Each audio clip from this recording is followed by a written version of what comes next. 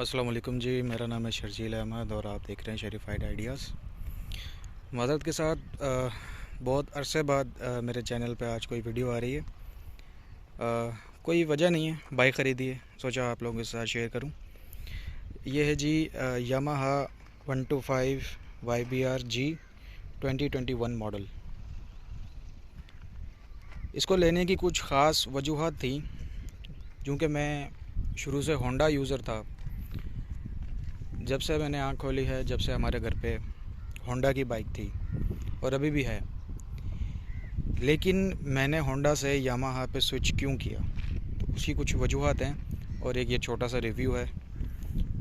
इसकी मैं आपको एक वॉक अराउंड वीडियो दे देता हूँ। कुछ इस तरह से लगती है ये।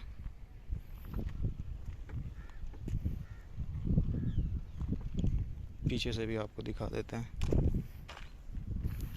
कुछ इस तरह का लुक है इसका। ये देखिए,